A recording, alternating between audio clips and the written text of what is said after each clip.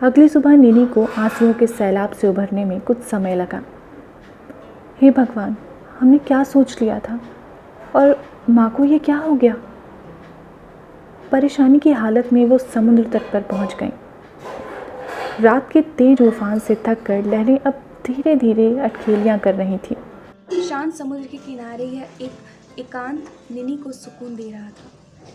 एक चंचल लहर ने जब हल्के से पास आकर निनी के पैरों को भिगोया तो निनी वहीं खड़ी उस लहर को रेत पर फैलते देखती रही। लहरें आती रहीं और उसके पैर रेत की गहराई में दबने लगे।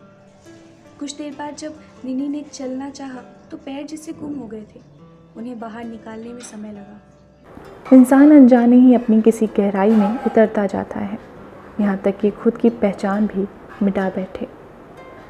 माँ को असली लोग, असली आवाज़ों के बीच होना चाहिए। उन्हें अपनी काल्पनिक दुनिया से बाहर निकलना होगा।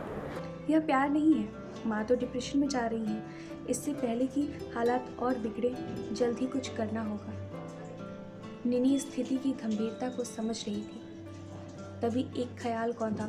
डॉक्टर आकाश आनंद। डॉक्टर आनंद राज के मित्र थे और एक सफल मनोचिकित्सक भी। उनकी पत्नी की लगभग 15 साल पहले एक दुर्घटना में मृत्यु हो गई थी। उन्होंने दोबारा शादी नहीं की। निनी को अपनी बेटी सा मानते थे। माँ को वही इस गहराई से निकाल सकते हैं। क्या मालूम आगे चलकर कोई नई कोपल भी फूट पड़े। निनी हैरान थी कि ऐसा पहले क्यों नहीं सोचा। सूरज की सुनहरी किरणों से रेत दमकने लगी थी। मुस्कुराते हुए निनी ने अपनी बाहें फैला दी, जैसे प्रकृति की सारी सुंदरता को बाहों में समेट लेगी। प्रफुल्लित निनी ने घर आते ही डॉक्टर आनंद को ईमेल भेजी। कुछ महीने बाद जब निनी ने माँ को फ़ोन किया तो फ़ोन पर न सिर्फ टीवी की आवाज़ बल्कि डॉक्टर आनंद की खांसी भी सुनाई दी। माँ, क्या अंकल आनंद वहाँ खाने के लिए आए हैं? अरे नहीं, हम खाने के लिए बाहर जा रहे हैं, ठिठोली करते हुए नीना ने कहा।